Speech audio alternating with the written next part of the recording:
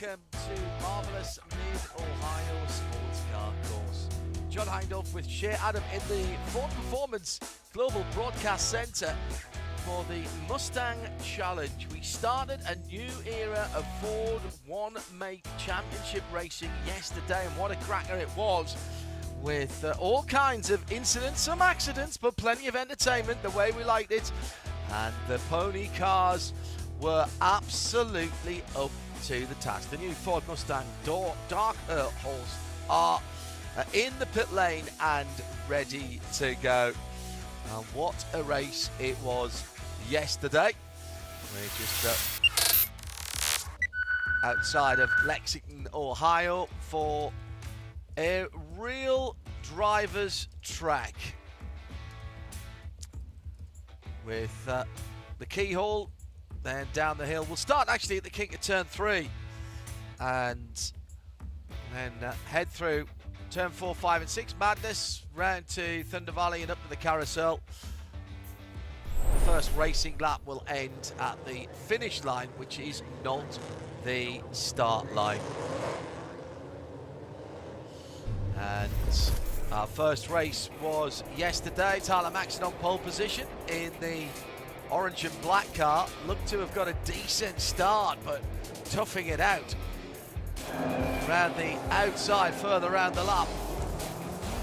And we had number 1 of Chloe Chambers getting suspension damage that curtailed her race, and Maxson under pressure going off at turn 6. That began a tremendous fight back. Robert Neuiger, his team owner and teammate, was right in behind him. There was no contact. Meantime, we had Zach Lee in the Chrome Mustang, absolutely bossing the Legends class and pulling off the track at the bottom of the hill at turn 6. He was a real gentleman. There was a lot of respect there. That left the multicoloured number 8 of Tom Tate in the lead of the Legends class, and he brought that one home to victory, but there was no stopping Robert Neuiger, who goes into the history books. That's the answer to the quiz question. Who won the first Mustang Challenge? Answer, Robert Neuiger. So that clearly puts him at the top of the championship. Shea Adam joins us today for her first look at the Ford Mustang Challenge for 2024. Cars that look and sound fantastic.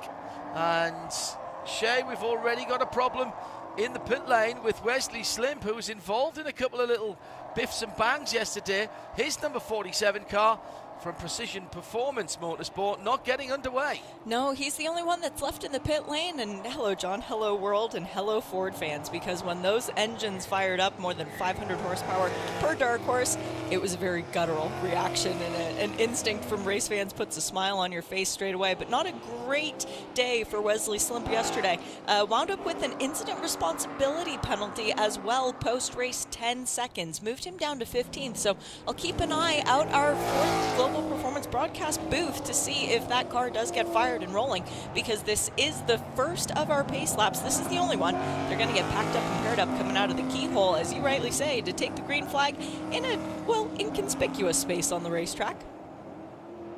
Used to be, I think, the only place where the finish line and the start line were in different places, but Detroit, where Shea was last week, is similar. Now now is Wes going to get out just before the cars come through? I don't think he is. Pit close late is on, John.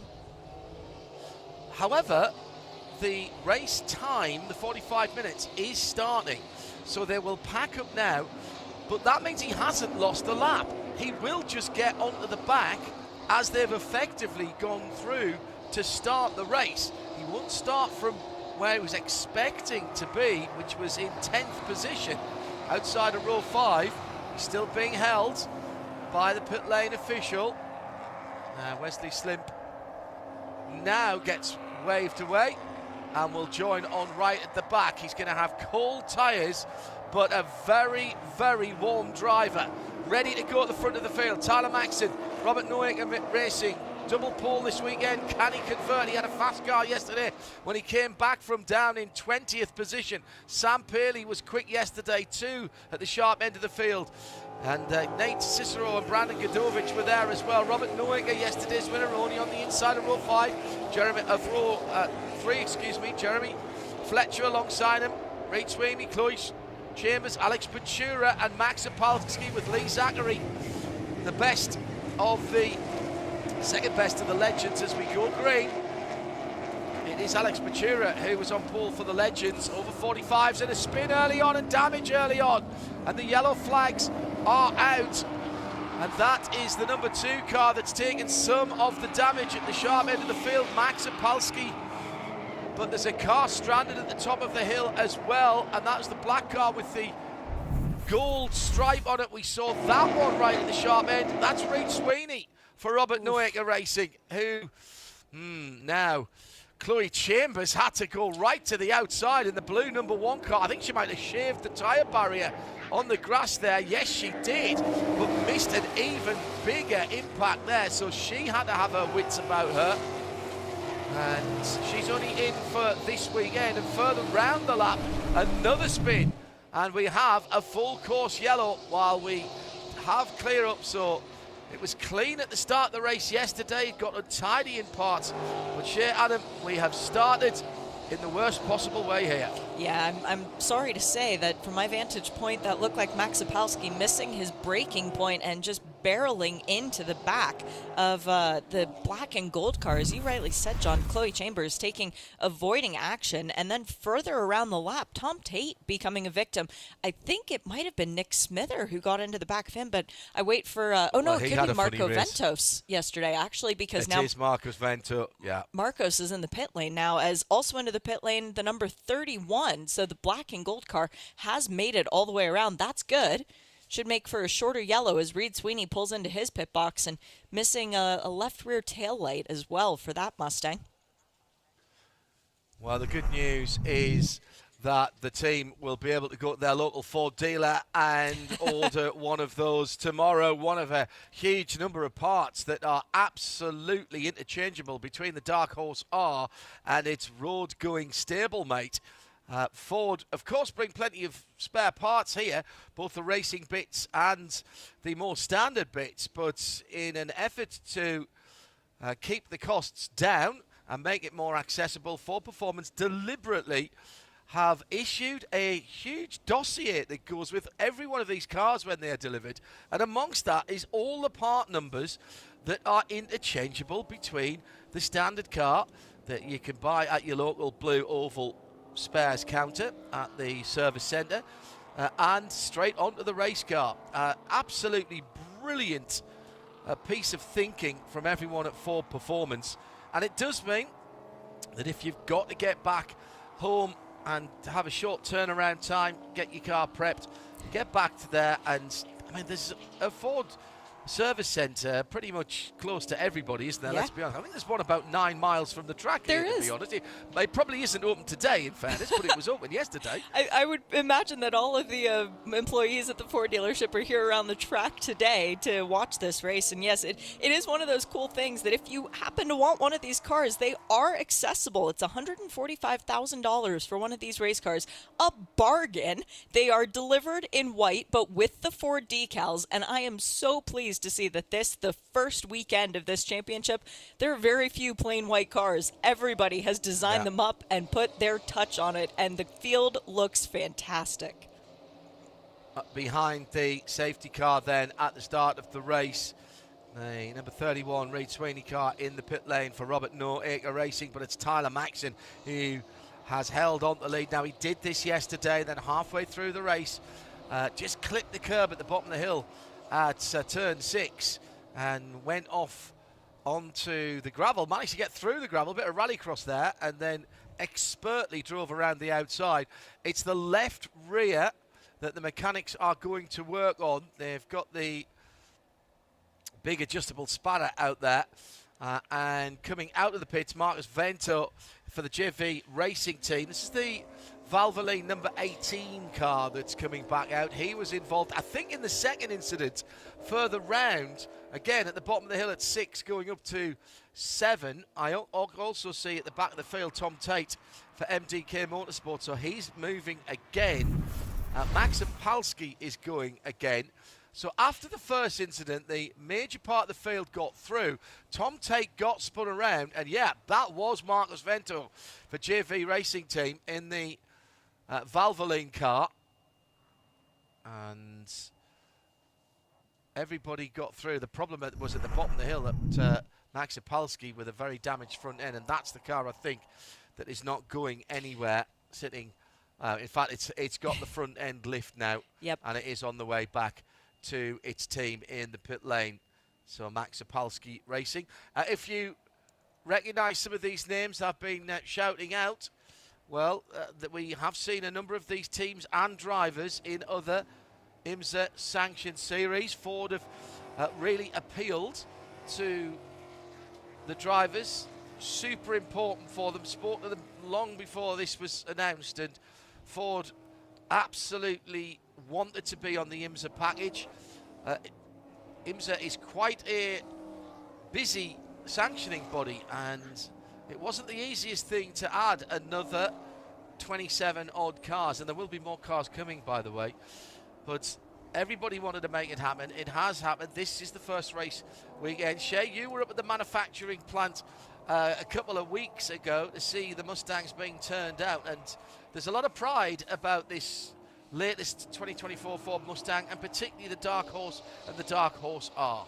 Yeah, I was privileged enough to get to go to FRAP, which is the Flat Rock assembly plant. It's up in Detroit, just outside of the city, and it's where all the Mustangs are cranked out of. They do 320 on an 8-hour shift. They only do one shift a day, so this is not a 24-hour factory, but it basically means that there's a Mustang rolling off the line every 40 seconds. It's so cool. They have this full process that they go through where the cars come from being a shell to being a full-blown car, and the chassis, when they're going through, one of them might be destined for Hertz. It might be a future rental car, whereas the next one, well, it had race car written on it. A very neat process. We've now got Wesley Slimp, by the way, serving his drive-through penalty from starting from the pit lane, so that has been accomplished, so that should be one ticked off the list. So good for under yellow. Under yellow, yeah, that's an interesting one, but it might just be serving the feature of, hey, I started last and now I need to reestablish that. I'm not sure if that penalty can be served under yellow. I'll have to consult the rule book on that one. But we talk about the car delivery. The cars haven't been delivered with a great deal of advance warning, which is why it's even more impressive that they have the full liveries on them. As a matter of fact, there was one team that had signed up for a car and they didn't get it delivered because of a variety of different things. None to do with Ford, by the way. It was to do with private teams, so they didn't get their car. They showed up at the racetrack on Wednesday and went, hey, do you guys have any spare cars? And Ford went, we've got one that's just come out of the factory, but it hasn't even been shaken down or anything yet. And they went, great, we'll take it. And by the way, that car yesterday was driven to second by Mr. Michael Stillwagon. That's car number 9 in the field. So this is the level of creativity that we have and the level of working with the teams that Ford Performance is doing. They're knocking it out of the park.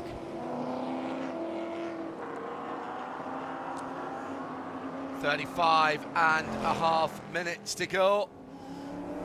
The Mustang Challenge brought to you by Ford. Built Ford proud. Great to have your company wherever you are around the world. Ford Performance bringing us this phenomenal piece of kit. And by the way, you're watching and listening in the UK, yes, there's a right-hand drive Ford Mustang. There has been for a little while. And yes, you can get the Dark Horse as well. I'm ridiculously excited about that. Can't wait to get my hands on one. Let's go back to green flag then. Just under 35 minutes to go. Great work by our safety team and our track services, and already into the carousel, one of the MDK cars. That's the number 8 of Tom Tate. He's having an eventful second race, burning the Michelin rubber as he gets the foot to the floor and releases all of that Ford horsepower. Still Tyler Maxson, who is leading out Now, Tom Tate, I think, got a little bit of a... yes, it was a little bit of a hip and shoulder there from the automatic racing car. Was that Shay? That was Larry Webster. But Larry what was Tom Tate trying to do, trying to pass people going through the carousel when the green hadn't yet waved again? That might be looked at by race control. Fair point, well made. And as ever, nicely presented by thank you. my co-presenter, Shay Adam. Now, in the sunshine, in the early morning sunshine here, kicking off our Super Sunday with the Ford Mustang Challenge. Big V8, lot of horsepower, engine in the front, driving the wheels at the back, and a 6-speed stick shift. Yep, proper gearbox. As this is back to roots racing for Ford. 3-pedal cars these. There is a auto lift feature. A lot of the drivers won't use that. There will be heeling and towing down through the box. Flat shift on the way up. Cross the line. First proper racing lap at speed. Robert Neuger in 4th position. Yesterday's winner in the blue and white car, just off the leading 3 as they head up to the keyhole. Time certain race, 33 minutes to go. Side by side, Maxon in the orange and black car, the tiger stripe car. I gave him a nickname yesterday, Shea. He's now Tyler Tiger Maxon, obviously with the car that colour. He's going to lose the lead here, going through the kink and turn number 3 and down in the braking area before China Beach. Sam Paley, we know how good Sam is from working in MX-5 and Miatas. Even in his rookie year, he was at the sharp end of the field there. He goes to the lead, and Nate Cicero in the darker coloured Ford Mustang goes up the second. So Tyler Maxon, our pole sitter, held the lead for a long time yesterday, went off at turn 6, right where they are now, and lost the lead. He dropped down to 20th and fought his way back just off the podium by the time we got to the end yesterday. It was an awesome drive. So that orange and black car here, we know, is very quick, as is the car behind him. His team owner and teammate, Robert Neuger. So Maxon and Neuger, the teammates now in 3rd and 4th.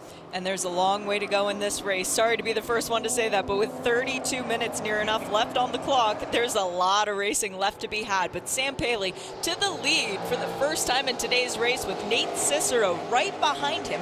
Sam is such a cool cat. He is part team owner of this organization, Southern Paley Motorsport.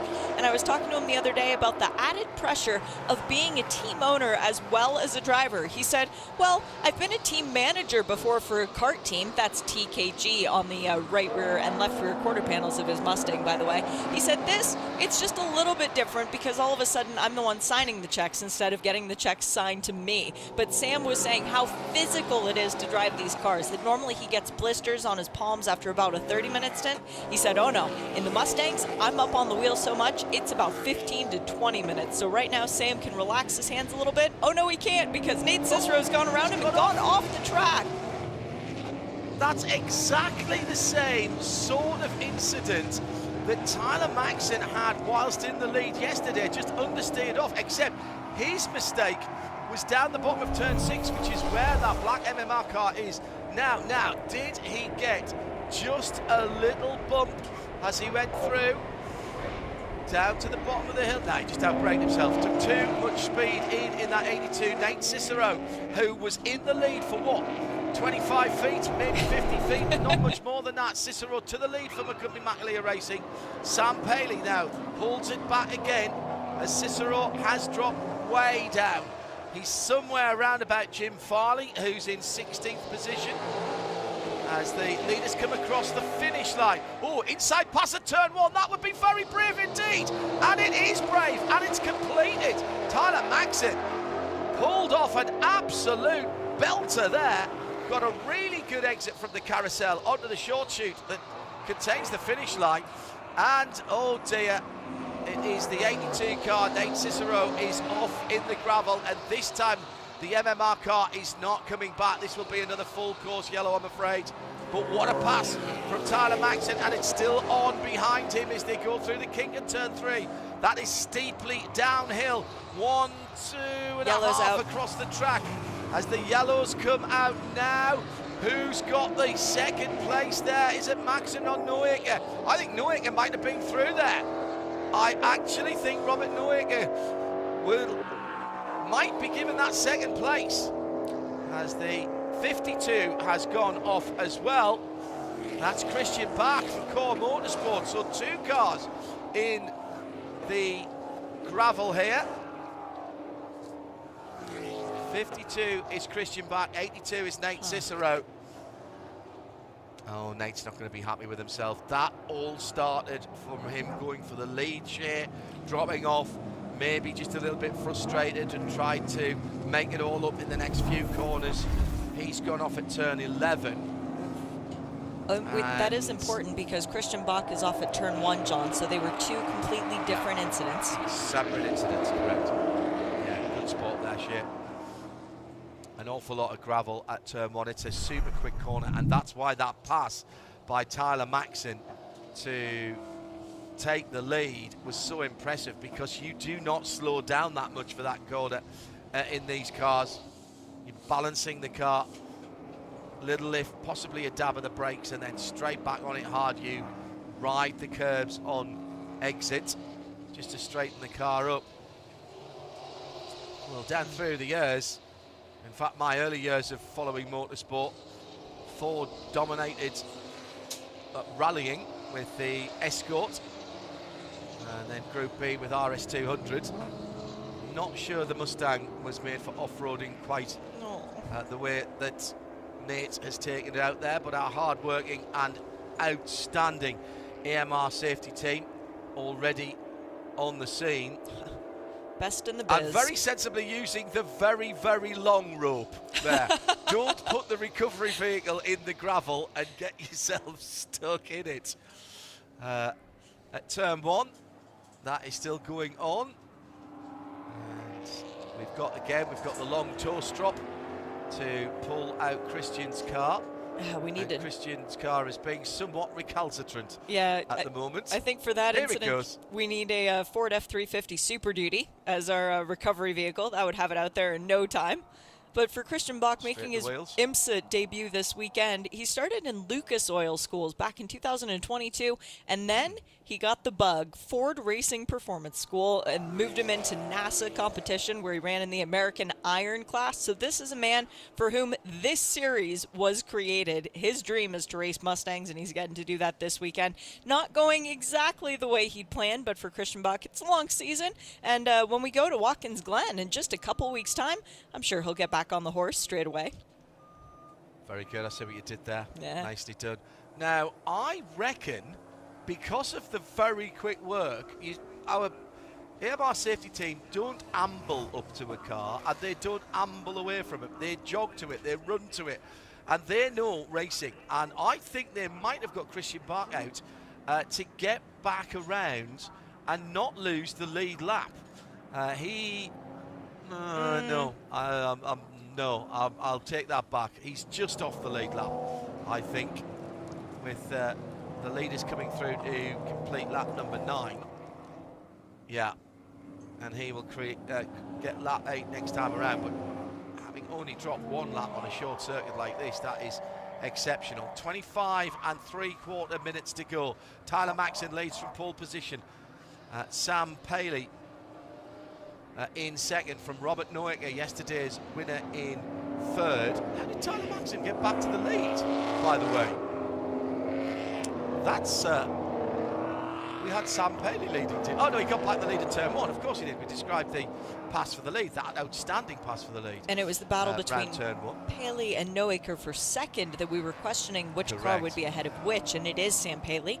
But look at who's in 4th position now, John. It's Jeremy Fletcher, and then in 5th, Brandon Godovic for PPM, and Brandon's looking for a bit of redemption after yesterday's race as well, finishing in the 14th position. Brandon is a guy we're used to seeing at the head of whatever race he's involved with, and sometimes those happen to be NASCAR races as well. Let's take our Ford Performance team update. 3 cars for Robert Neuecker Racing, and it's not a bad haul for them at the moment. First with Tyler Maxon. Second, their second car is in third, the number 13 of Robert Neuecker. And in 12th position is the number 29 of Mitch Marvosh. Now, notice the difference, the red and the blue class, and we've been asked this on at IMSA Radio from Will Ostrowski. What is the difference between the red and the blue class? I'm pleased you've asked that. I'm pleased you've asked that, Will. Thanks for tweeting in. Dark Horse is red. Dark Horse Legends, that's over 45s and either a bronze or non-FIA rated driver. That is the blue. And one of those is the number 33 with a little bit of splitter damage on that dark grey car. That looks an absolute picture. That's Alex Buescher leading the class. But to the right front, that aerodynamic splitter underneath the front air dam is wafting around in the breeze. Now, Shea and I have watched many different single manufacturer races down through the years, and anyone who has that piece of rubber on the front, it is normally, Shea, really, really important, completely out of proportion with the size of that piece of rubber. And that is going to be a problem for Alex Buescher in that olive drab number 33 with the orange stripings. But this is Alex Buescher's favorite track that we go to, and he is so happy to be a part of this series. A man who's an oral specialist. That is his profession in the line of dentistry. He's raced in IMSA competition for a very long time. He's been a part of IMSA since, at least 2014. He's a guy who, it doesn't matter if the car's falling apart around him, he's still going to drive the wheels off of it, perhaps literally. Alex did not get to finish yesterday's race in the manner that he wanted, didn't get to finish it at all, as a matter of fact, looking for redemption. So honestly, John, I think we could have bits and pieces hanging off of Alex Buescher's car. He will will it to the finish line, especially with the shot at a win. It's Shea Adam and John Hindhaugh. Good to have your company. Thanks for being with us, wherever you're watching in the world. Really good response yesterday after the first race, and quite clearly capturing the imagination of people in the US and further afield. The question has been asked a few times, will we see this category of car outside of the US? Well, I'm not speaking for Ford here, but I suspect that that will be being looked at, given the great take-up that the teams involved in IMSA and further afield have shown in this car. It is a back-to-basics racing car. It's a perfect place to come and learn close quarters racing. Safety car lights are out, by the way, and it is very cost-effective. Remember what I was saying earlier on, there is a huge dossier that comes with these cars that includes all of the part numbers that you can just go to your local Ford dealer and buy. And they're not that expensive for a purpose-built racing car to start with. Nothing in racing is cheap, I accept that. Back to basics, cost-effective racing. Oh, hang on a minute, it must be Ford Mustang. It has a historic ring to it. Black to green, just under 21 minutes to go. Racing heritage times 27 as we started out.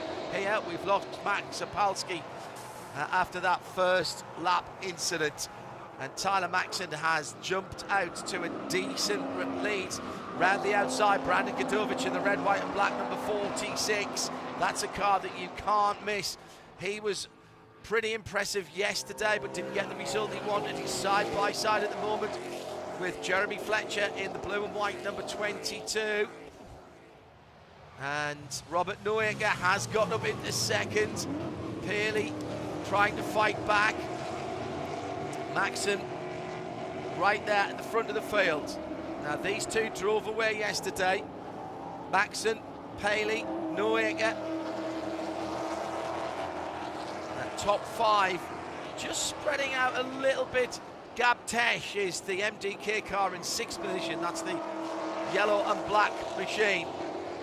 And still with just under 20 minutes to go, Shea, you're not putting the house on who's going to finish on the podium, never mind who's going to win this race. Definitely not. But I can say that there have been penalties handed down from race control, so it's unlikely to be either of the two cars that I'm going to mention. Larry Webster in the number 99, that's the automatic racing Ford Mustang, and Marcos Vento in the number 18 for JV Racing Team.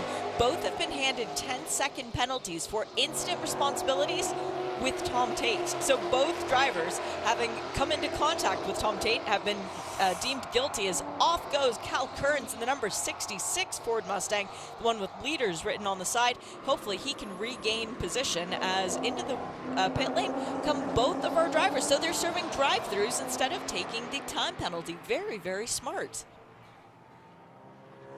Well, I presume, is that not a stop and hold? It's a stop and hold for Webster, but it was issued the same penalty as a 10-second instant responsibility. Okay. Marcos drove straight through. Webster is in the penalty box with Tommy right now. Well, some of these drivers just getting used to IMSA competition, of course. Plenty of battling going on. The number 22, Jeremy Fletcher, that's the blue and white car, side by side with the 26. That's Sam Paley, and that is a new third position car. Kudovic sits behind them in fifth position with a watching brief at the moment as they go up the top of the brow at turn 9 into Thunder Valley. And weaving their way through turn 11. Such a difficult corner, turn 11, because it slightly tightens on you, and halfway around the camber changes. Really not helping you if you get offline there. Then the carousel.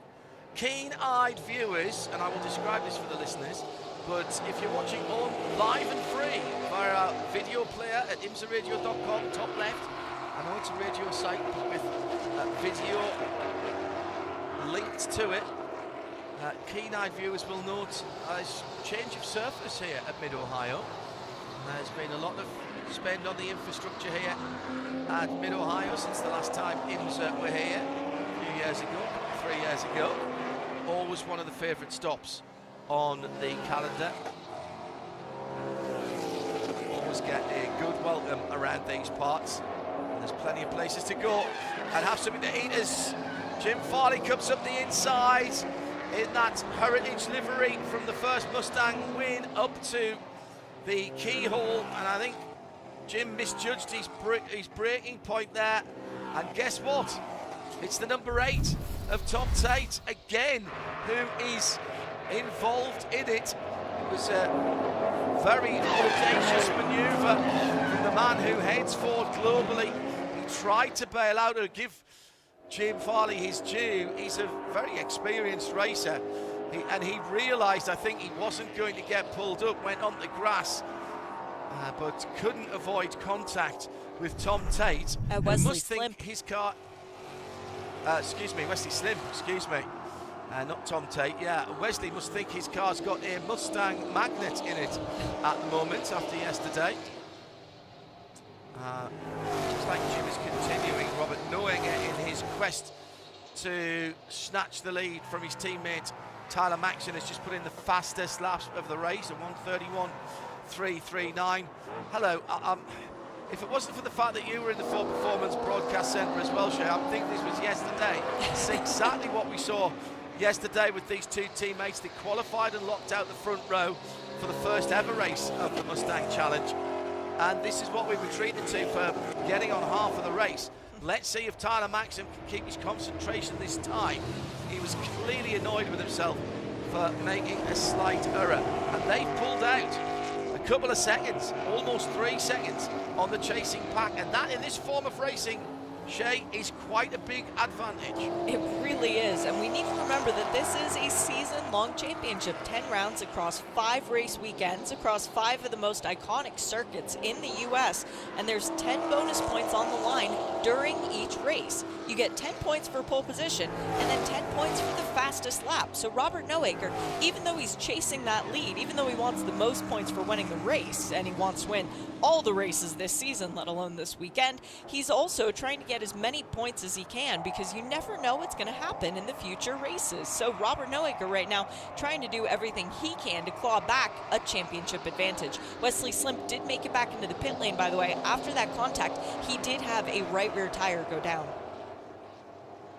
Yeah, it's the 47 Precision Performance Motorsport car. Under 15 minutes to go now, so the last third of the race. Let's find out who still has performance in their tyres. In the Legends class, Alex Buescher still leads. Zach Lee in second in that chrome Mustang, number 48 car at the keyhole right now. But there are cars between them. Alex is 7th in the general classification. Zach is 9th.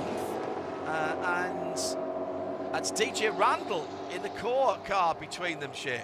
Yeah, it is. And Zachary Lee, after yesterday's race, is looking for a little bit of redemption. Becoming McDowell racing driver, had the pole position for both races this weekend, but didn't finish the race yesterday. So now he's looking at the back of DJ Randall's car going, please move, please move, please move. I would really like to get to Buescher and have a shot at the lead and potentially the win. And you know what? Zach Lee, he's a patient driver. He will get there. Very fair driver as well. He was well up inside the top 10 overall yesterday when whatever it was befell that chrome Mustang, and he immediately looked to get off the track. I think he knew that it was an issue. It came on pretty quickly, and I'm speculating that it might have been something electrical, but I don't honestly know. I haven't been able to speak to the team. He got off the racing line straight away going down the hill. He was going down the hill at turn 6, immediately pulled off to driver's left, where there is a gap in the wall there at the bottom of the hill. He'd clearly done the track walk properly. He knew where he could seek some safety, and I don't even think we needed double yellows, to be honest. He got it so far behind the wall as he just closed it in, even on the grass, that we were able to continue the race. Really respectful for the rest of the competition. Down to the last 12.5 minutes now. In the Legends, Buescher from Zach Lee, from Nick Smither, who had an up and down day yesterday, but that was a fast car, that number 58. The white number 9, still wagon car. That is one of the few cars that is at white because they got it so late. The automatic racing number 9 of Mike Stillwater. He's hanging on to a position inside the top dozen, and at the front of the field in the Dark Horse class with the red number panels and the red door mirrors, it is Tiger Tyler Maxson. Is it better Tiger Tyler or Tyler Tiger? Which way around do you think it should be? Tyler the Tiger. He's great. Yeah, thank you. You had Frosties as well when you were little, didn't you? Oh, yes. The other thing about the car is that they identify the red numbers on the door panel, on the numbers on the windscreen, but then the wing end plates. And it's a really subtle touch, but you notice when you see the cars up close and personal, the different color distinguishers for the classes. It's a really, really good idea. Yeah, and that red goes all the way across the rear wing for the Dark Horse class, the blue for the TH Legends. Again, wing end place and all the way across the gurney flap on the back of the wing as well. No difference in the cars, it's the drivers. 45 and above, so long as you're bronze or not FIA rated. So if you're 46 or 47 and you're a silver, you're in the red class, you're in the Dark Horse class. If you're bronze or not rated and you're over 45, I might just fit into that on age. Only just, mind you. I would be in the blue class. Through to about 10 minutes to go, and plenty of battles down the field as we've been mentioning, and for the final step on the podium, Jeremy Fletcher fighting a little bit of a rearguard action at the moment. He's lost touch with the leaders to the tune of about 4 seconds. He can see them off in the distance, but he's more concerned, Shea Adam, with Sam Paley and Brandon Godovic sitting in behind. These three are very accomplished drivers that we've seen in IMSA competition. Maxson, Noaker, Fletcher, Paley, Godovic, all names that you and I have called in the past. Oh yes, all drivers who are used to being at the front of grids in IMSA competition of very differing varieties. The same goes for Alex Buescher and Zach Lee in the Dark Horse Legends category. These are guys, DJ Randall and his dad, Rod, they're guys that we've known for a very long time. And it was such a cool thing. The other night I was speaking to a team owner who said we used to race Ford Mustangs back in the day when it was a different brand. It was a different variety. But then we got priced out with the new cars as Gabe Tesch has gone for a spin up at the keyhole. This championship, though, John, this is bringing back those good teams from a long time ago because this is an affordable option for racing, and it's still really, really good racing. Now, let's see what happened to Gabe Tesch. Was he unassisted? Ooh, Alex Buescher was there. Not sure you can convict Alex from that. Let's have a look. Nope, he was innocent on that. Was the daylight? I think he... How quick was that yellow flag out at the keyhole? The Ease car, then the 16 car with that lightning flash paint job down the side, the orange and black with the white divides. Looks like Tesh has got underway. Was there daylight between Buescher? Oh no, there's a little touch. Alex might get a penalty for that. He did his best to avoid. He really did. But there's a bit of damage there, and off has gone Brandon Godovic. No. Godovic, who was in 5th position, coming out of the carousel onto the start-finish, or the finish chute. I must remember to say that. And he's dropped way down. He's dropped down to, what's that, 7th position now. So that has left a little bit of breathing room for Jeremy Fletcher and Sam Paley, who were battling for the last step on the box. He was trying to go around Sam Paley. He wasn't going to get through there. Sam Paley held his line. A little bit of hip and shoulder, but I think that's all right. Yeah, no, I think it's all right. As he had to get back onto the track, we'll leave race control to make those decisions.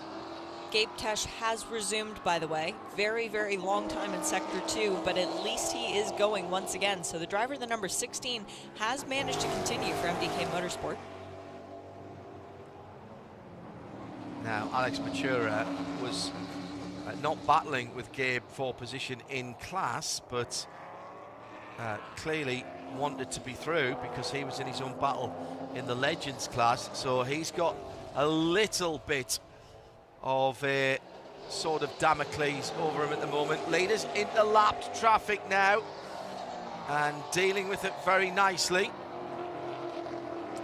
as they go through and pass. Who was that? That was the 31 of Reed Sweeney, wasn't it? In the blue car that they went through. 66 of Cal Kearns, but Tyler Maxson, Tyler the Tiger, got held up through there just a little bit, coming through turn 13, and it opened the door ever so slightly for Robert Noacre. There is a little bit of space between those two cars once again now, John, but this is definitely giving Noacre the incentive he needs to try and make the pass for the win.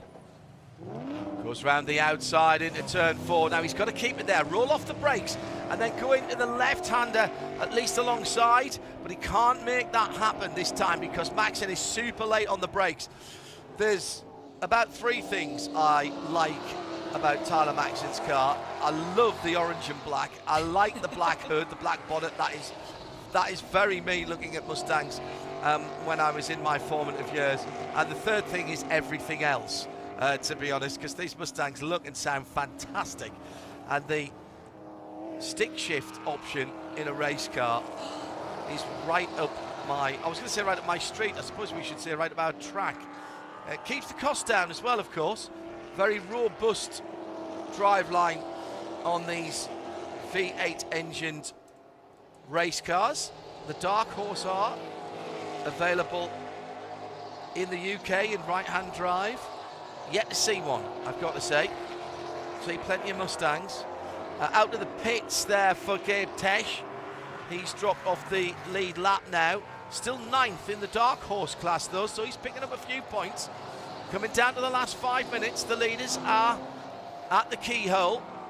Battle still going on between Alex Buescher and Zach Lee, and right in there is Brandon Godovic as well, as Chloe Chambers is getting involved in that as well, having a much better race. Big sideways slide and burning up the rear tyres from the Chrome 48. That's Zach Lee in second position in the Legends class. Who's in third at the moment? That's Nick Smither, isn't it? Yeah, Nick Smither doing a fantastic job in today's race, just keeping calm. But for Zach Lee, this is a critical point in the race. Stu and Stephen McAleer or Chad McCumbee, any of the guys who run McCumbee McAleer Racing, please get on the radio to Zachary Lee and tell him just be patient. There is a 10-second penalty coming the way of Alex Buescher for that incident with Gabe Tesh in the number 16.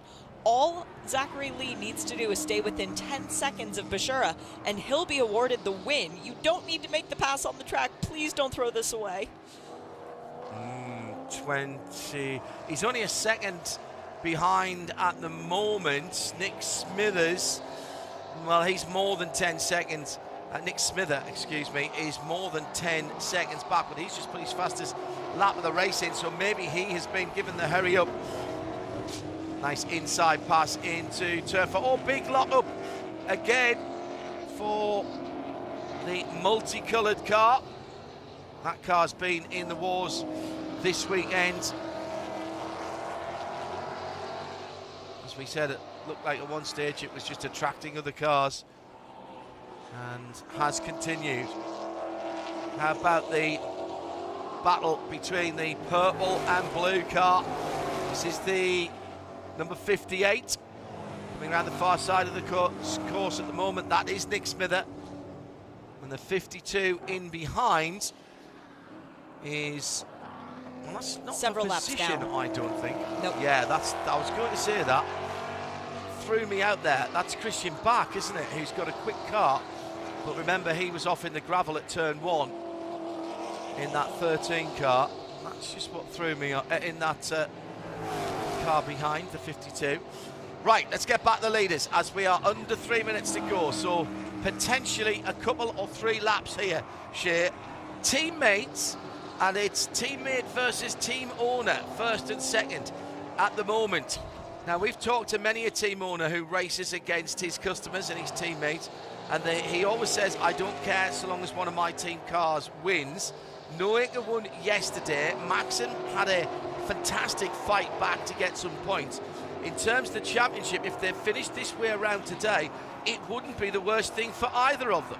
No, it wouldn't. And the bonus points that I mentioned, that does come into play as well. Tyler Maxon with the pole position, that did give him the 10-point advantage. So there is that to keep in mind. But for Robert Noaker, he's a racer. He just wants to win races. Yes, his name is on the trailer, and yes, he has customers to worry about, but still, this is racing, and you want to be the person to not only win the first race of the championship, check that off the list, he wants to be the one to sweep the first weekend, to be the first person to dominate, yes, to be the first champion, but to try and get this season end prize, because if you win the Dark Horse category, it's $100,000.